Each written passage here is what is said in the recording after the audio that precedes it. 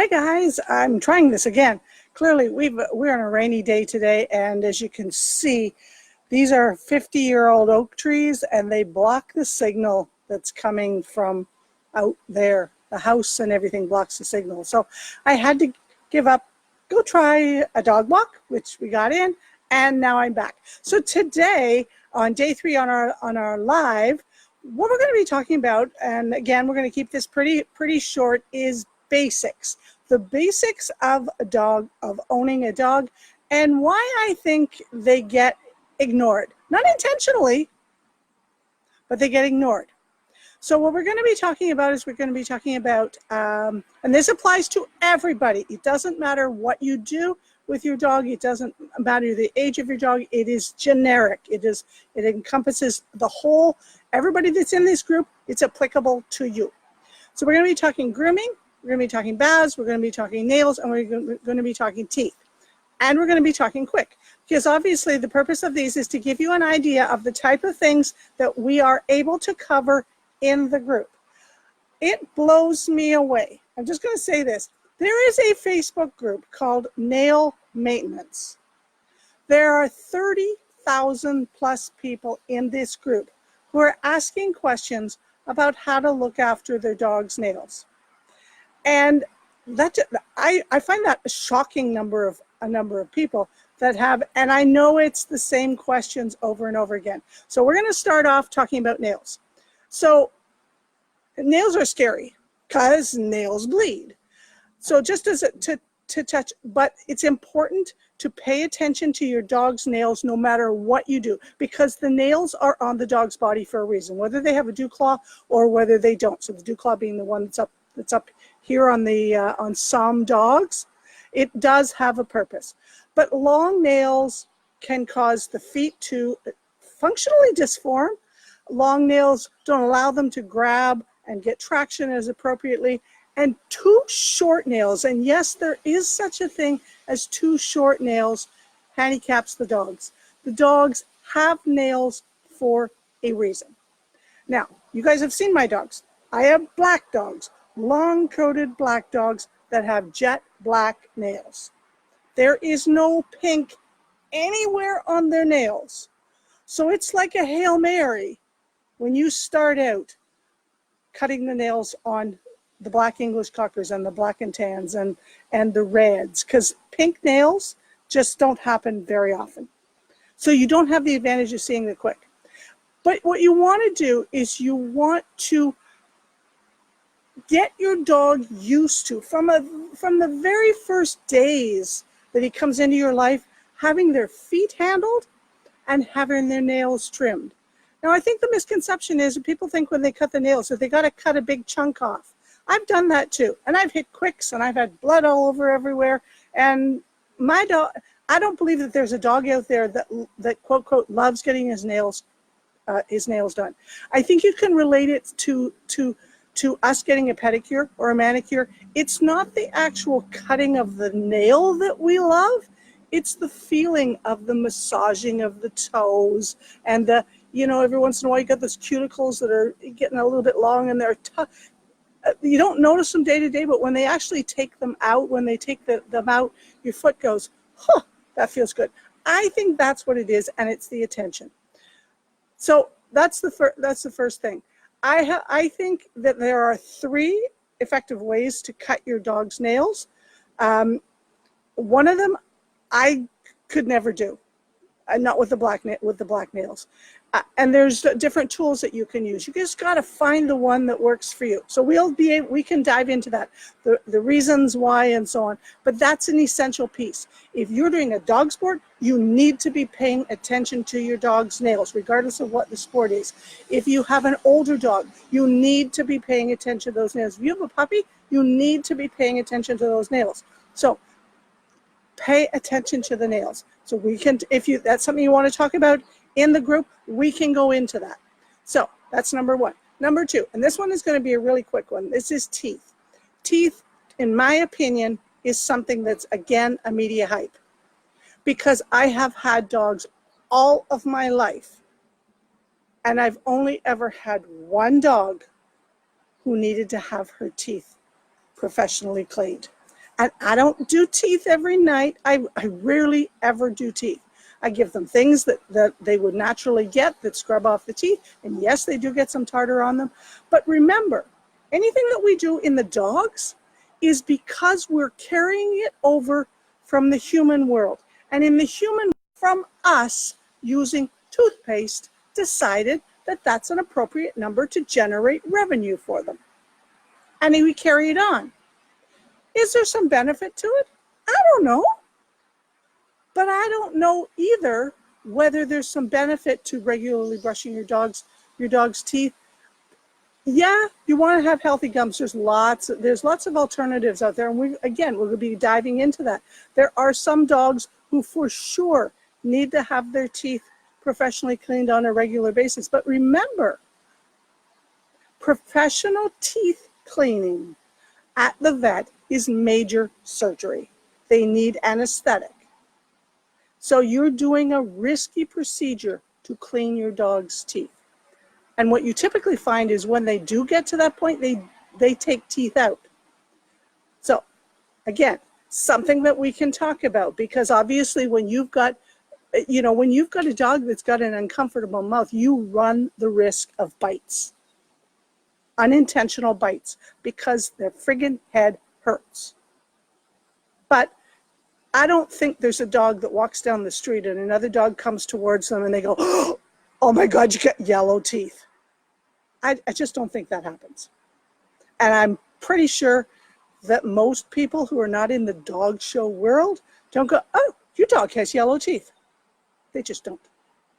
It's up to you. But again, it's something that you do. So let's talk about grooming. So there's two facets. There's the grooming and then there's the bath. So I'm going to work backwards on this. I don't know why people are so afraid of bathing their dog. Because I can tell you from experience that if you have a Bernese Mountain Dog, heavily coated Bernese Mountain Dog, if you are bathing that dog on a regular basis once a week with the appropriate shampoos, the appropriate professional, not the ones that are on the discount at TJ Maxx or Winners or Marshalls, with appropriate professional shampoos and appropriate professional washing things, and in the membership, I'm going to tell you this for sure.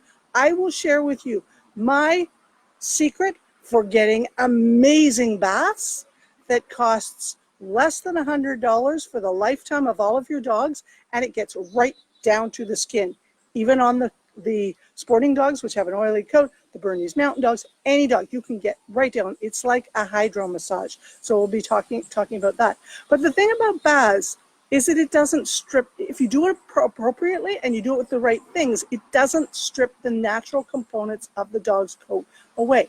But what it also does is it takes that dead stuff out. So if you're bathing, let's say a Bernese Mountain Dog or Siberian Husky or something along that line, a big poofy thing, you're going to greatly reduce the volume of loose hair that creates woolly mammoth balls of hair in your house.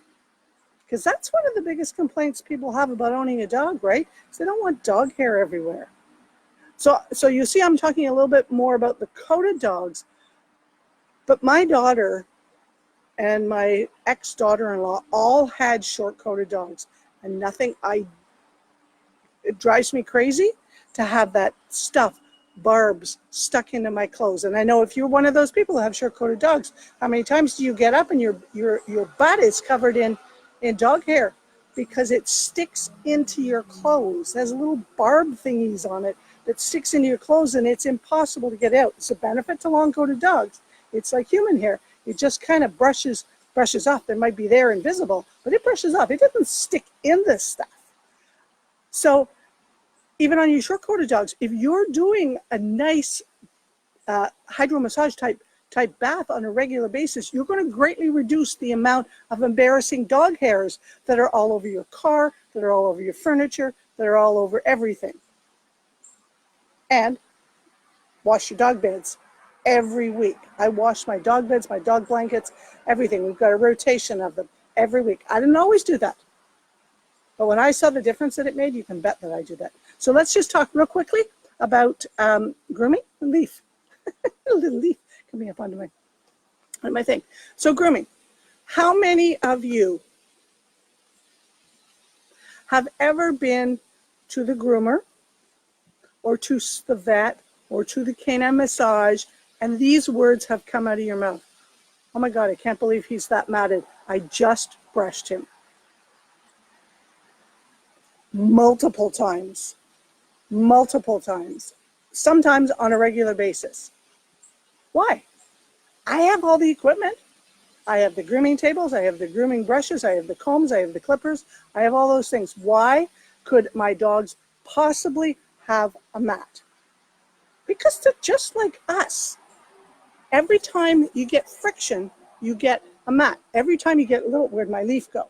Every time you get one of these things breaking up into little teeny tiny pieces, cedar, you know, you guys out in California on the West Coast in the desert area, foxtails, don't get me started about foxtails, but all those things get caught in the coat, and unless you have a strictly straight coat, it gets caught in the coat. Same with mud. You short-coated dogs, you got mud on them. Yeah, it falls off. Eventually, it does fall off. It rubs off, it falls off. But the reason that grooming gets ignored is because it's a pain in the ass. And it's not a clean activity. There's hair. It leaves hair in places. And this is not a vanity statement. It's a fact. It leaves hair wherever you happen to be grooming. And yeah, I put the grooming table up sometimes, and you know, I'd be watching my YouTube training or listening to a podcast, doing that. Yeah, it's still leaving hair. And you have to get those things out unless you have a room that's dedicated to it. And it takes time. But all those things don't matter, because unless you have a passion for it, you're not going to do it. You're better off to commit to finding a good groomer that you can trust and getting a schedule. Because here's the catch. With grooming, with nails, with bathing, but nails and grooming in particular, there is a schedule for the better part of the dog's life. Every 6 to 8 weeks, with a dog that has any sort of a coat, they need to be groomed. It doesn't matter whether they're a doodle or a poodle or a bichon or a setter or a sib or a wire-haired terrier that needs to be plucked. On that schedule, they need to be groomed. It keeps the skin healthy. It keeps the hair thing healthy. And here's the thing: you might not think about it if you're doing a dog sport, but if you have one little mat, you could be grossly hindering your dog's performance. If you have a dog that's just living out a regular life, you could have one mat that is impeding his full range of motion. You're actually changing the dog's gait with a mat. Anybody ever had that happen? Yeah, I have. Male dog, long coat, get the mat up in the pee-pee area, and I don't know how many of us had long hair when we were younger. Most of us had long hair. You have pigtails, you have a ponytail, any kind of a sport where you have hair hanging down. And maybe if you're doing it right now, you play tennis, your hair gets moving around and stuff like that. You go to do something with your arm, and hair, a braid, a ponytail, a piece of hair, a chunk of hair, whatever. It's not meant to be gross, but it's long, it's hanging down, and it's caught in your arm. And you got to move your head, and it's like, frig, that hurts. Yeah. Can you imagine that if it was coming in the underbelly?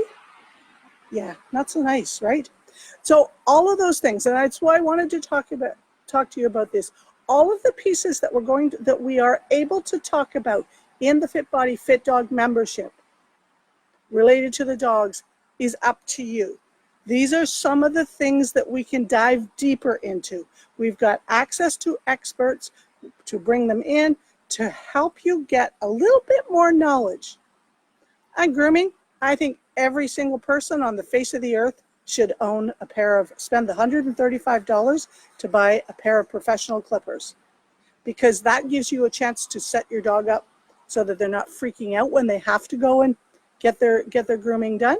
I think that every single person should own at least one pair of clippers for nails so that you can at least get the dogs used to that going around. And just as a bit of contrast on nails, here in Canada, here in Ontario, in my particular area, $5. Take your dog somewhere, $5, get your dog's nails done. It takes less than 5 minutes to do 8 nails. So you are paying someone, and I always like to put a little bit of contrast in different areas on this. You are paying someone $60 an hour to cut your dog's nails. Just think about that. $60 an hour. There are 12 5-minute blocks in 60 minutes, which is an hour. $60 an hour. Dog lives 12 years. You just spent $720 over the dog's life on something you could do yourself. Or, here's the other perspective, and the one that I actually like better. If you're paying someone $60 an hour to do your dog's nails, then what could you be doing to earn more than that in that time? Then everything that you can outsource makes a lot of sense. Anyway, I'm running long on this, a little bit of a thing, but think about it. All those different things. We haven't touched ears, we haven't touched eyes, we haven't touched, all those other things. This is the type of thing that we can talk about because it all ties into how do you have the very best fit body, fit mind dog for you, for your life. So again, the link is there. It's closing tomorrow night at 9 o'clock. If you are even remotely interested in becoming the world's leading expert on your dog, then this is the thing that you need to hop into. You tell us what you want, we'll give it to you. Talk to you guys later. Bye.